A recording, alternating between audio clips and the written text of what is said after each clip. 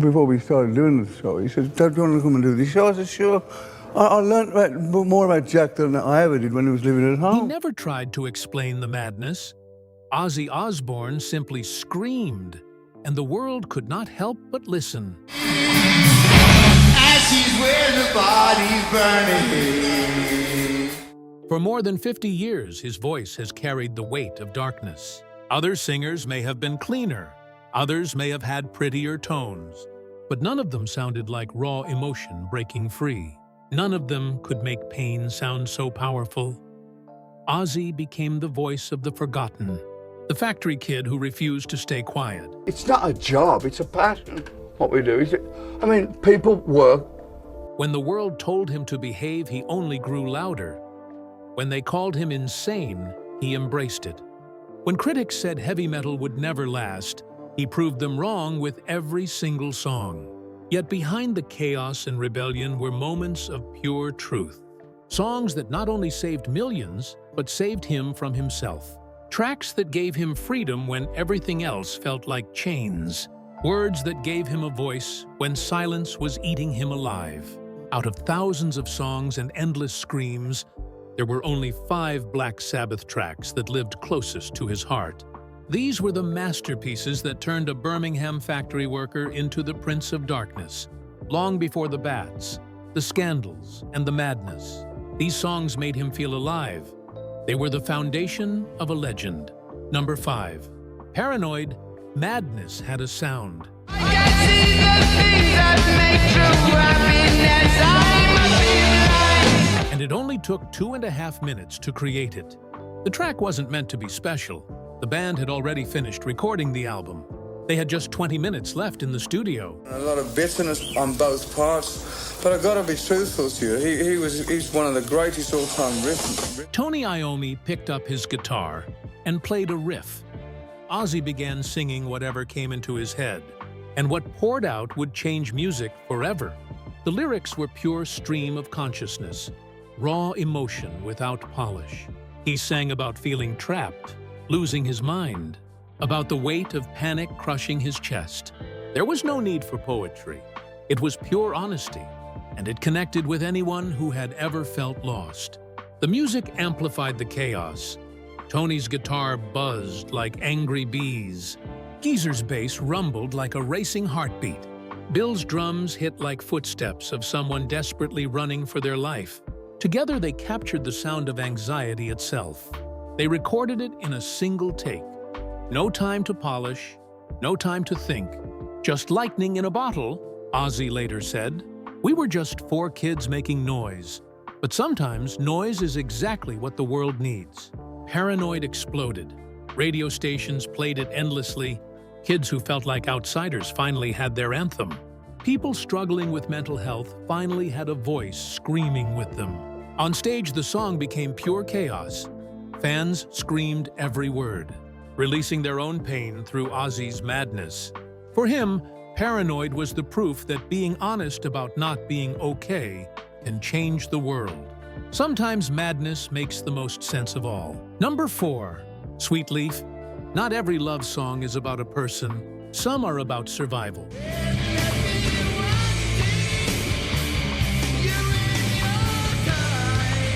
And this one was about escape. It began with a cough. Ozzy had been smoking before recording. When Tony started playing that slow, crushing riff, the cough slipped out. They left it in. It was real.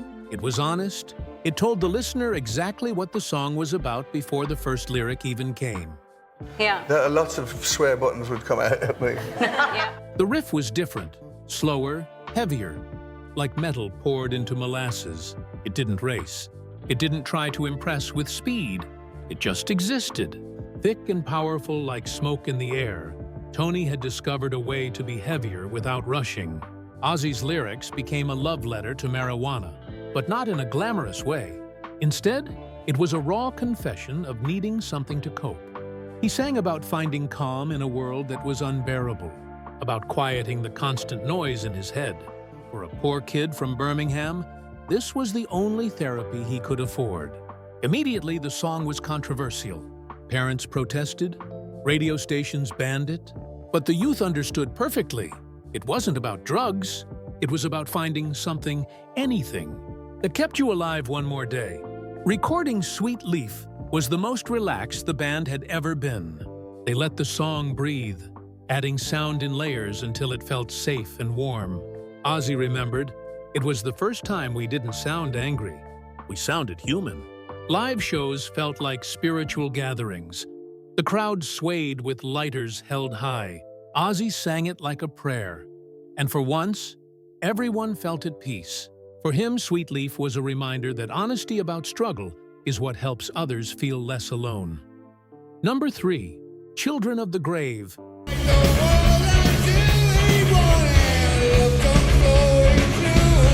The future belongs to the young. But what happens if that future is only darkness? This track was more than music. It was a warning. Ozzy's way of telling the world what would happen if they abandoned the next generation. Various factory buildings. I couldn't hold the job down. I got bored, you know. It's not fast enough for me. Inspired by Vietnam, protests, and endless violence, he saw kids his age being sacrificed in wars they didn't understand. Wars created by men much older than them. And someone had to scream for them. Tony's riff became a battle cry, driving, unstoppable. Like an army of the forgotten marching forward, Geezer's bass crawled like something rising from the ground. Bill's drums pounded like a revolution's heartbeat. And Ozzy's voice tore through like prophecy, part rage, part truth, warning that children who are ignored will rise. That innocence turns dangerous when pushed too far. The lyrics weren't fantasy, they were reality, a vision of where society was heading if the powerful kept sacrificing the powerless. Recording it felt like capturing history itself. Every member of the band knew they were making something that mattered, something that would outlive them. And live shows turned into rallies, fists in the air, kids screaming along with their own fury. The song gave them permission to fight back.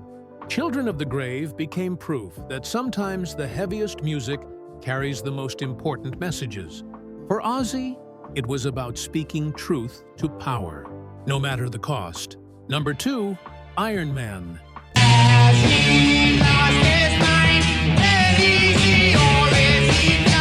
Heroes don't always wear capes. Sometimes they carry the weight of the world until it breaks them. Though fans always linked it to comic books, the inspiration was much darker. Tony Iommi struck that legendary riff, 4 notes that shook the earth, simple yet devastating. And Ozzy imagined a story of a man who tried to save humanity but was turned into a monster, a hero who became the destroyer because nobody listened. Original clip here. The tale was tragic. A man who time-traveled, saw the apocalypse, and came back to warn the people, only to find himself transformed into metal, unable to speak, ignored until his silence turned to rage. The very prophecy he wanted to prevent became his destiny. The song was pure tragedy, wrapped inside the heaviest riff ever recorded. Ozzy didn't need flowery words. He told the story straight. His voice carried the sorrow of someone who knew what was coming, but couldn't stop it. These tracks weren't just music, they were survival. They were the proof that madness can save lives. Subscribe to Hollywood Bulletin and press the bell icon so you never miss the stories of the legends who changed music forever.